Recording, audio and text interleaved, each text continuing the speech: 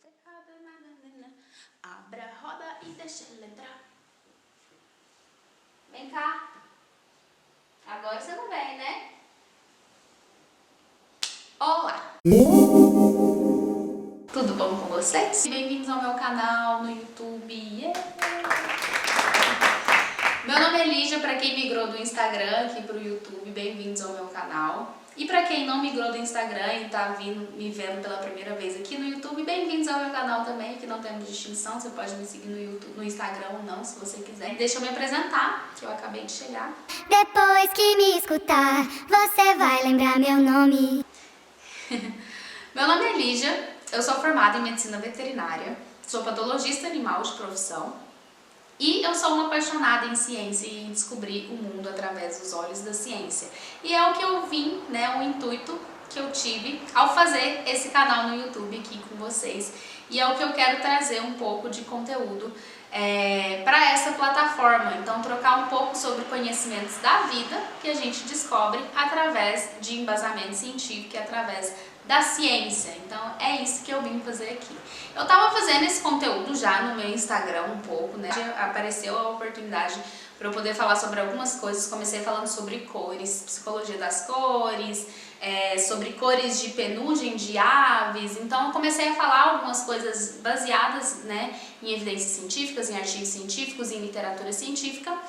E eu achei, né, eu tava achando que esses vídeos estão ficando muito compridos. Eu tava fazendo no story, só que eu tava achando os vídeos muito compridos, os stories muito compridos, e eu acho que perde um pouco o intuito ali pra que serve o Instagram. As pessoas vão sucateando ali, né?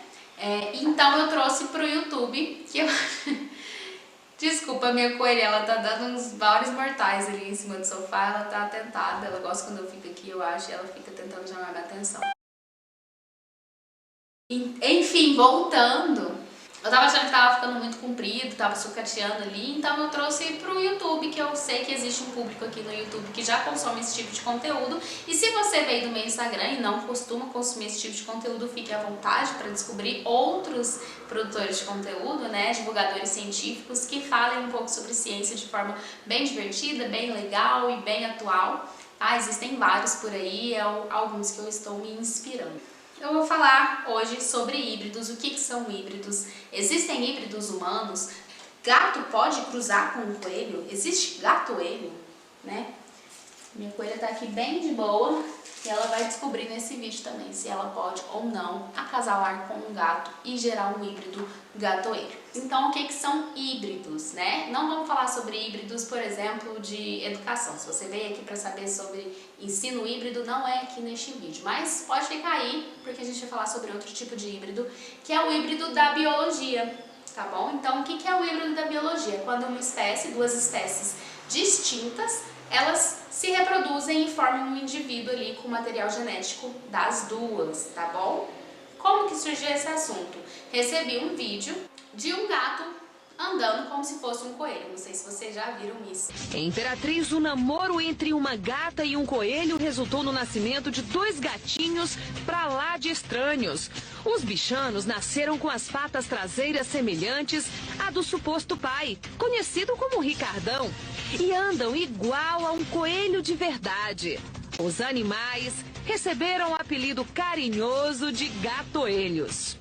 Você vê que não é bem assim as coisas. E pra quem viu também Sweet Tooth, né, que é uma nova série da Netflix, que fala sobre híbridos humanos, então são humanos, crianças que nascem com algum material genético de outras espécies animais. Então tem o personagem principal que é um viadinho, né, então ele nasce com chifre, com orelha de viado, e é uma criança.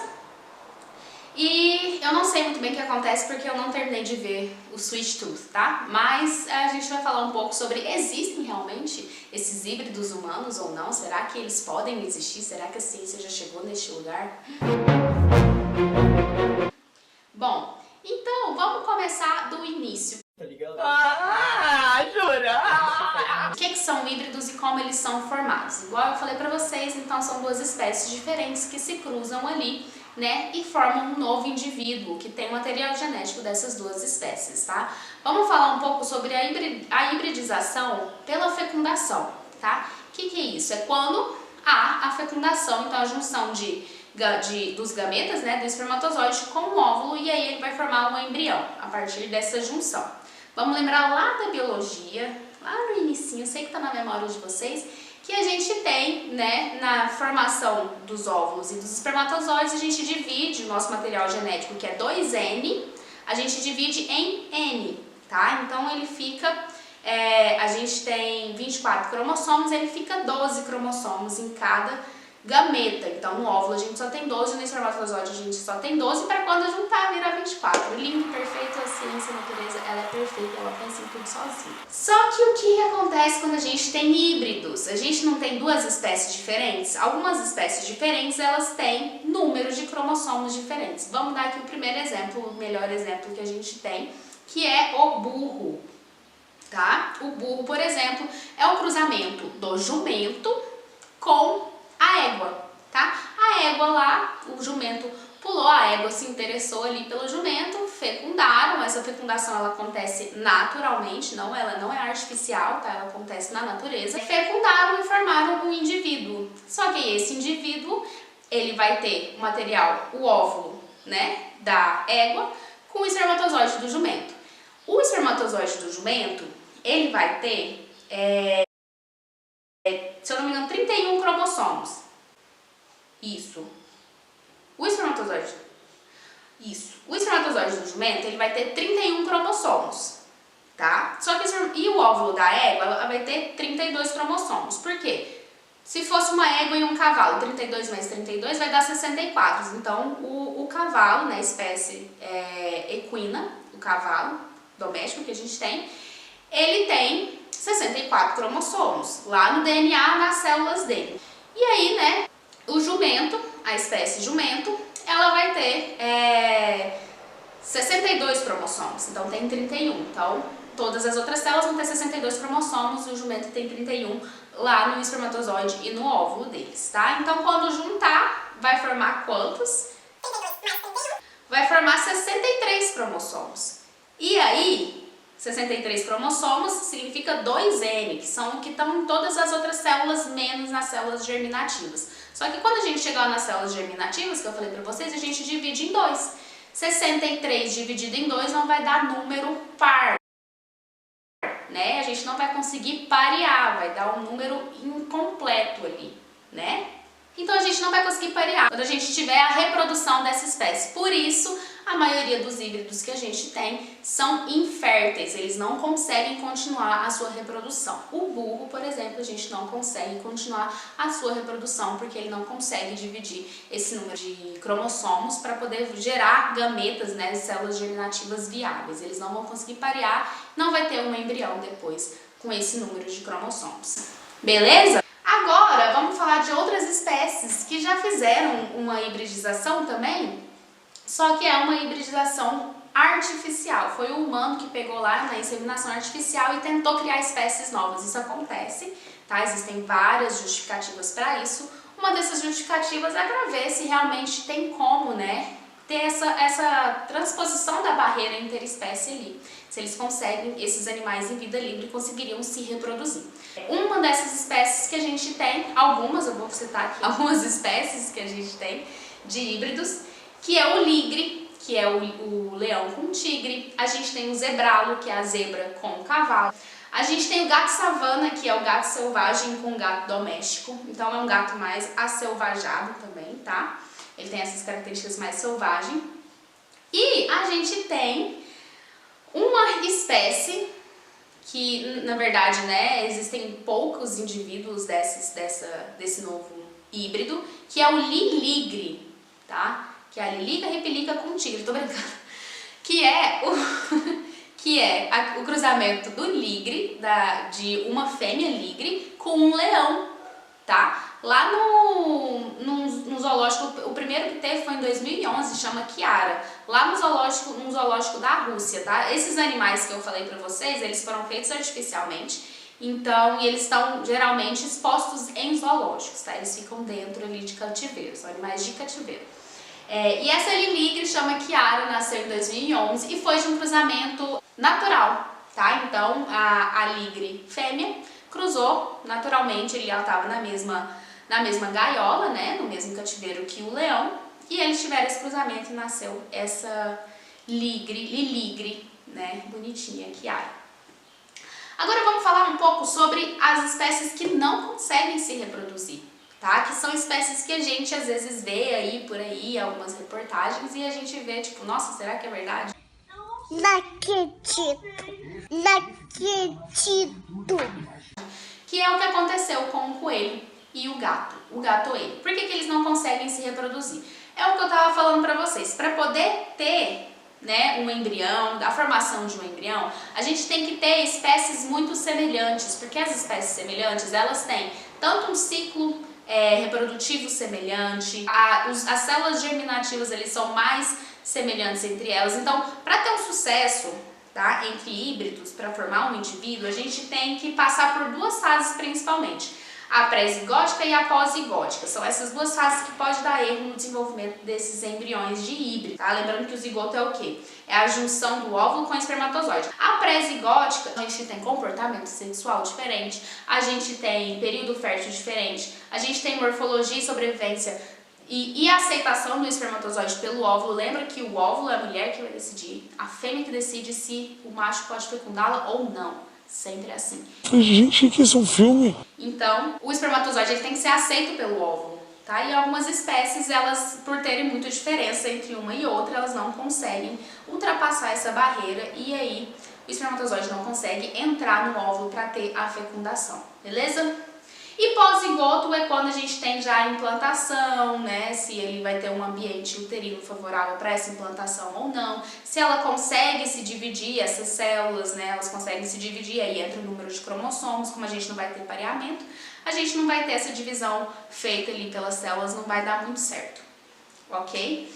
Então, alguns híbridos, né? Elas não conseguem se desenvolver, algumas espécies não conseguem desenvolver híbridos entre elas, tá? Um exemplo é o gatoelho. Mas, quando a gente vê, ou coegato também, aí você pode chamar do jeito que você quiser. A gente tem também o humanzé, o homem-chorro, tá? Que é o homem com cachorro, cachorro-gato, gato-chorro, tudo isso é montagem. Imagens que não são reais. O gato com coelho, ele vai parecer muito real pra você. Por quê? Porque é um gato sem cauda e que pula igual um coelho. Só que o que acontece nesse gato? Não é que ele cruzou com um coelho e deu um indivíduo híbrido de gato com coelho.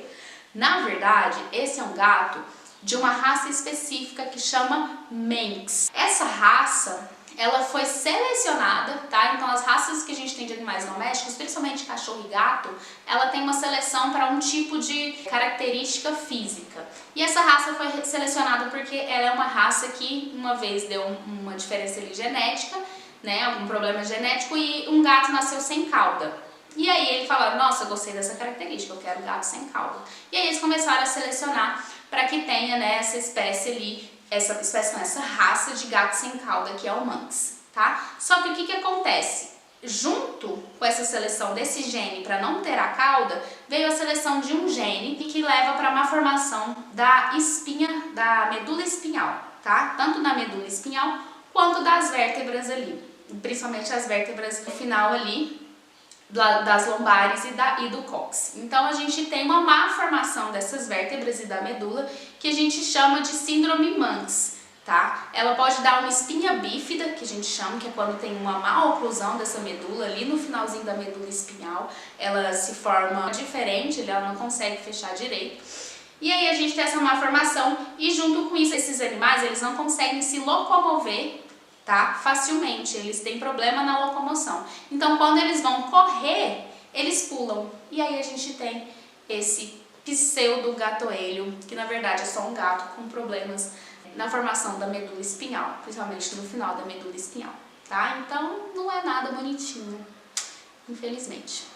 As outras imagens que a gente tem, principalmente as que tem com híbridos de humano, na verdade são esculturas de uma artista plástica, a Patrícia Pizzini, que ela faz esse tipo de escultura com aberrações, digamos assim, que é perfeito, né? Porque você vira e mexe e você acha aí na mídia falando que existe, que criaram um cachorro com um homem, um híbrido, porque a ciência é assustadora. Isso não é real. Então ela arrasa, né? Ela faz uma escultura super realista ali, bem bonita. só que de coisas que não existem. Fechou? Eu queria perguntar pra vocês, eu queria saber se vocês, o que vocês acham? Vocês acham que, escreva aí nos comentários, se vocês acham, antes de continuar vendo esse vídeo, me responda sim ou não. Só coloca lá sim ou não que eu vou descobrir o que é. Vocês acham que existe ou não o híbridos humanos? Então, humano, não humanos, né? Mas a mistura de material genético de humanos com outras espécies. Aqui eu já respondo pra vocês. Existe. Existe mais ou menos, tá bom? Existem pesquisas científicas que tentam misturar o material genético de humanos com algumas outras espécies. Aqui eu vou trazer duas principais, tá? Mas existem outras nesse sentido. Nesse híbrido aqui, eu vou diferenciar do híbrido que a gente estava falando antes. O híbrido que a gente estava falando antes era pela fecundação. Eu pego o espermatozoide e o óvulo e fecundo, tá? Aqui a gente não vai fazer isso. Aqui a gente vai pegar um blastocisto, que é como se fosse um embrião um pouco mais desenvolvido, já teve um pouco de divisão celular ali, não é só um zigoto, né? A primeira célula lá tem um blastocisto. E esse blastocisto, nesse blastocisto de algumas espécies, a gente vai injetar, tá, células tronco humanas. E essas células tronco, né, carregam o material humano ali, e eles observaram se tem ou não a proliferação e o desenvolvimento desse embrião com o material genético humano misturado com o material genético dessas outras espécies, tá bom? Isso é um método que tem sido utilizado para inseminação artificial, para poder misturar um pouco o material genético de espécies diferentes e obteve sucesso nesse primeiro artigo aqui. Obteve sucesso em ratos, tá? Ratos de laboratório e camundongos, tá? Ratos e camundongos. Então, essa técnica ela tem sido utilizada para misturar o material genético de espécies diferentes, mas né, que são similares ali, como por exemplo os ratos e os camundongos, tá? Que são espécies diferentes.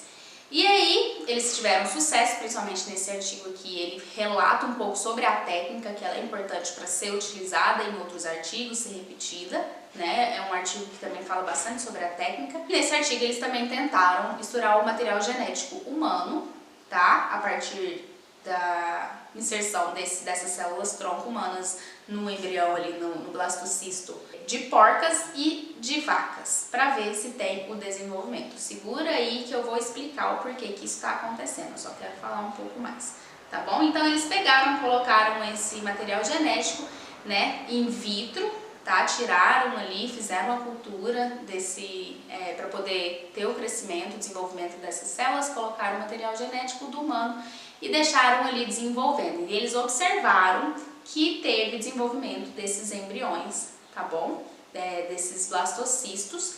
E eles tentaram implantar também na porca e na vaca. E depois eles tiraram novamente, eles viram que alguns obtiveram sucesso, tá? Mas não foi tanto assim o desenvolvimento, ele diminuiu mais, né? Teve mais morte de embrião depois da implantação no útero dessas espécies.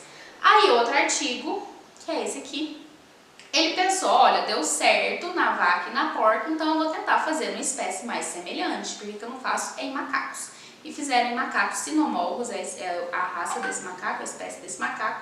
E aí eles viram também um sucesso tanto na mistura desse material genético quanto na pós-implantação imediata, só que eles não implantaram em úteros de macacas, eles colocaram em placas mesmo, fizeram cultura ali e meio que simularam como se fosse o útero ali e teve o desenvolvimento desse embrião. Então, deu certo, mas parou aí, não teve desenvolvimento de nenhum animal, nenhuma espécie, nem nada disso.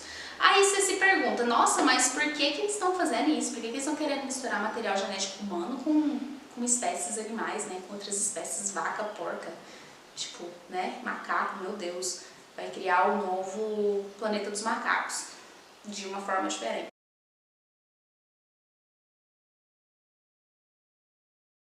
Sweet Tooth vai virar realidade. Na verdade, gente, a explicação para o uso desses artigos científicos, né, para uso, claro que todos foram feitos de acordo, né, seguindo protocolos de ética, todos os artigos científicos, principalmente os que são publicados em revistas renomadas, igual as que eu coloquei aqui para vocês, eles têm que passar por um comitê de ética de experimentação animal. Então eles vão ver se aquele experimento ele é contra ou não a ética de experimentação, tá bom? Nada aqui é antiético.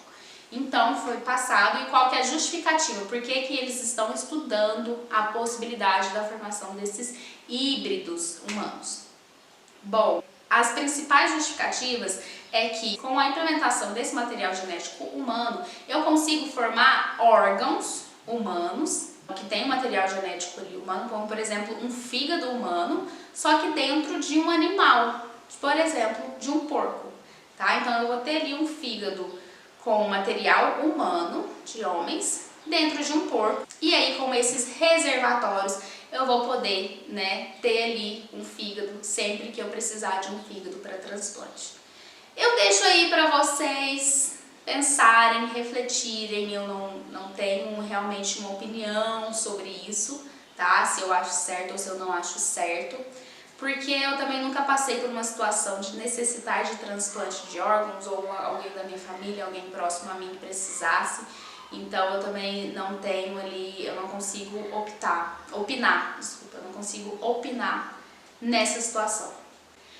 Beleza? E para terminar o nosso assunto de hoje, a gente vai falar um pouquinho sobre híbridos e evolução, que foi uma das perguntas também que me fizeram no Instagram. Se vocês tiverem alguma pergunta sobre esse conteúdo também, deixem nos comentários ou me falem lá no Instagram, me sigam lá no Instagram. E vamos falar sobre híbrido e evolução. Então, a hibridação, ela pode ser uma evolução, né? Será que a gente está evoluindo quando a gente forma híbridos? Bom, essa é uma questão que a biologia ainda não chegou muito ali num consenso, mas a maioria é contra essa ideia de que os híbridos são uma nova forma de evolução. Porque o que acontece? A evolução, né, que a gente tem, os principais meios de evolução, o principal é por seleção natural, então a gente vai selecionando características que são mais viáveis para aquele local ali, e eles vão evoluindo e aí vão formando espécies diferentes, tá bom? Essa é a seleção natural, que é o que o nosso digníssimo Darwin falou, é a mais usada.